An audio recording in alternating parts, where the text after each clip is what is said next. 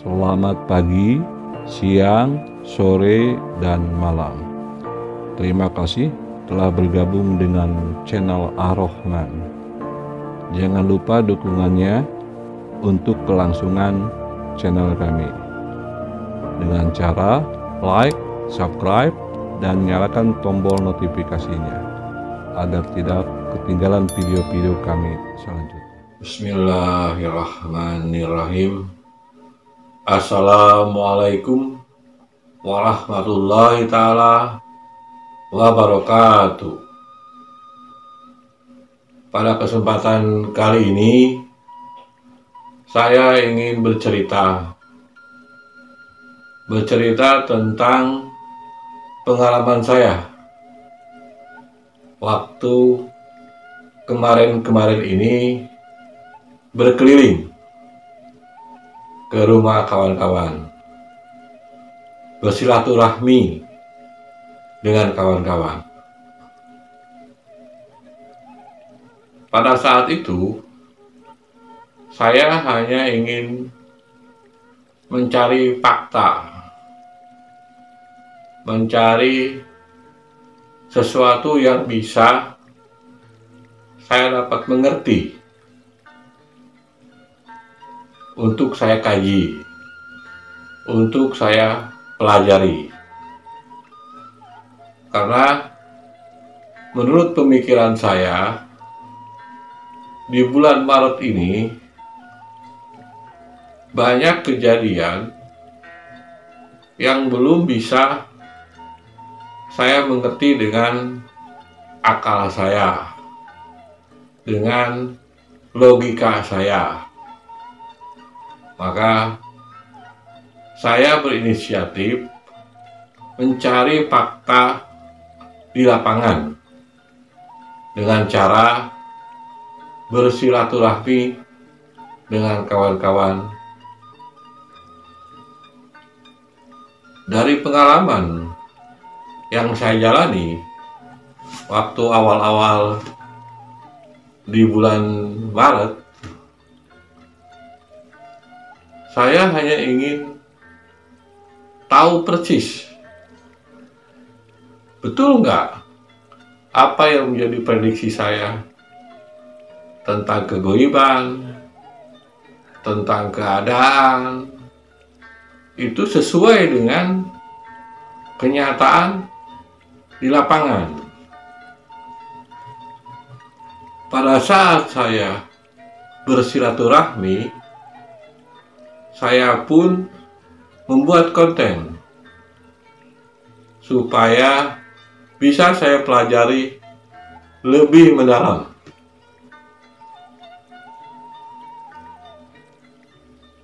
Dari pengalaman itu, mulai berpikir, Ugu Wangsit Siliwangi yang berisi kata-kata yang mengatakan ada kemarau panjang lebih mendekati kepada kesulitan yang lebih sulit dari kesulitan-kesulitan sebelumnya. Itu setelah saya bersilaturahmi dengan beberapa kawan di tempat yang berbeda. Baik cerita tentang menipisnya portal gaib ataupun kesulitan yang lebih sulit ketimbang kesulitan-kesulitan sebelumnya, itu saya mendapatkan faktanya. Ada pertanyaan dari beberapa kawan, apakah itu sudah tanda Budak Angon ataupun Satrio Piningit sudah mulai bergerak?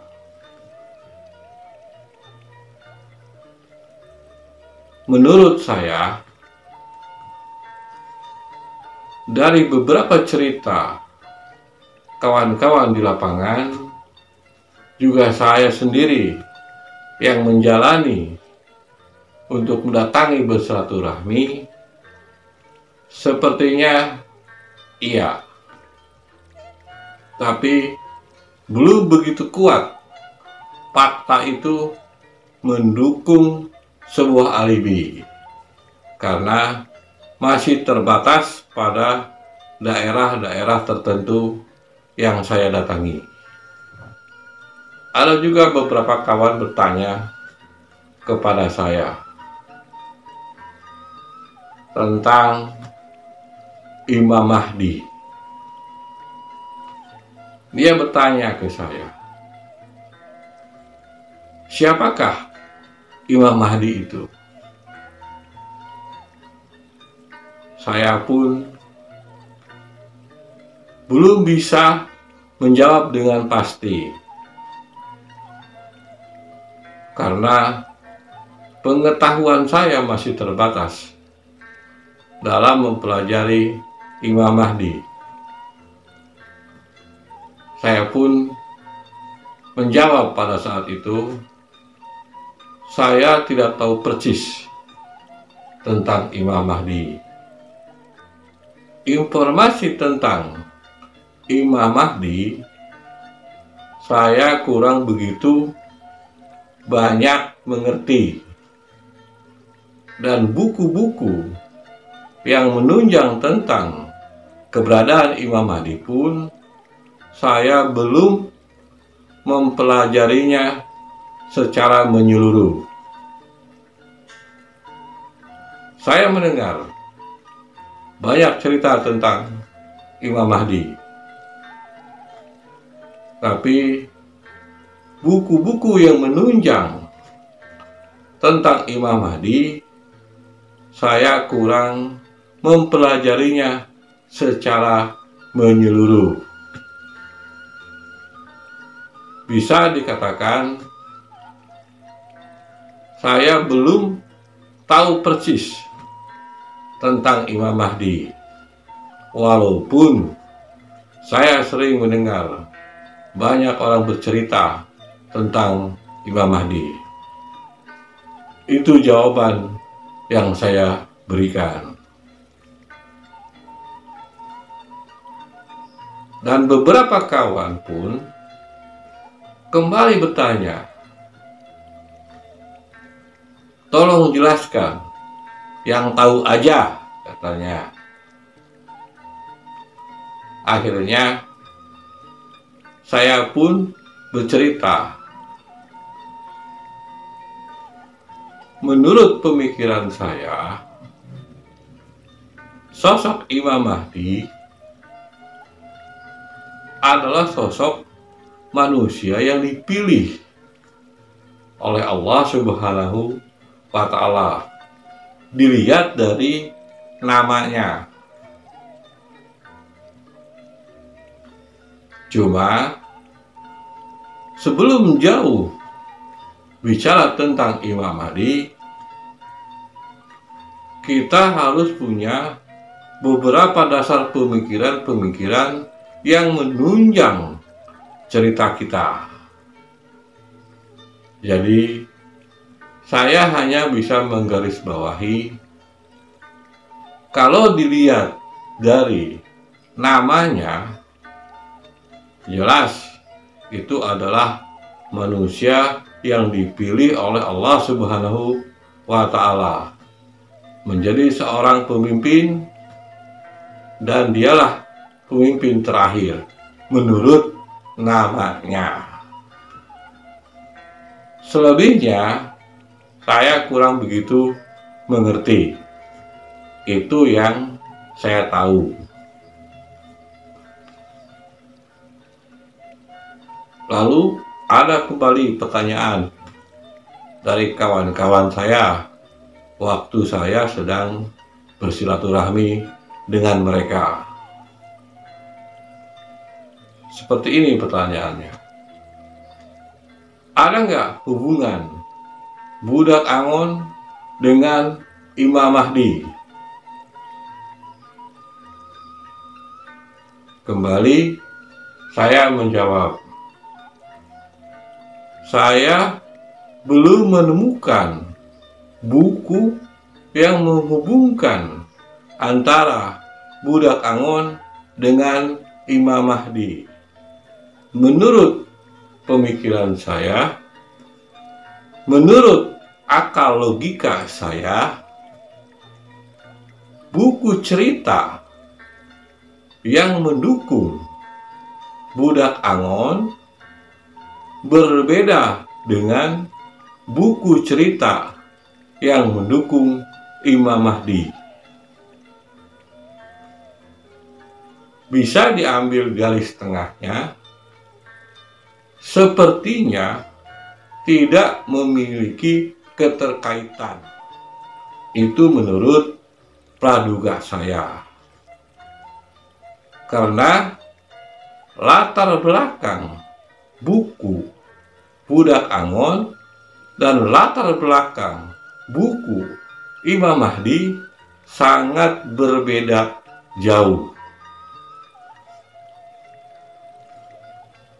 Menurut praduga saya, literatur buku budak Angon berbeda dengan literatur buku Imam Mahdi. Jadi, saya menyimpulkan tidak ada keterkaitan antara budak Angon dan Imam Mahdi. Kalau menurut cerita buku yang saya pelajari. Jadi, menjawab pertanyaan kawan yang mengatakan, siapakah Imam Mahdi? Dengan keterbatasan saya belum begitu banyak mengerti tentang Imam Mahdi. Sebab membahas sebuah cerita harus dengan literatur buku yang sesuai dengan cerita itu. Karena keterbatasan saya kurang begitu mengerti jauh tentang Imam Mahdi. Yang saya tahu, yang saya mengerti, Imam Mahdi adalah seorang pemimpin akhir zaman sesuai dengan arti nama Imam Mahdi. Itu yang saya tahu. Keterkaitan dengan budak Angon, menurut pemikiran saya, sangat berbeda jauh. Karena literatur buku yang mendukung budak Angon dan literatur buku yang mendukung Imam Mahdi sangat berbeda jauh, baik dari dasar pemikiran maupun dari dasar olahannya. Itulah cerita pengalaman saya waktu saya mencoba bersilaturahmi dengan kawan-kawan, mencari fakta, mencocokkan prediksi tentang menipisnya portal gaib dan musim kemarau panjang menurut Ugo Wangsit Siliwangi. Yang saya prediksi bukan hanya musim kemarau, tapi juga bisa diartikan kesulitan yang lebih sulit dari kesulitan-kesulitan sebelumnya. Saya rasa cukup ceritanya. Apabila ada perkataan saya yang salah, saya mohon maaf lahir batin dunia akhirat. Semoga bermanfaat baik untuk diri saya maupun untuk orang banyak. Akhir kata, assalamualaikum warahmatullahi taala wabarakatuh.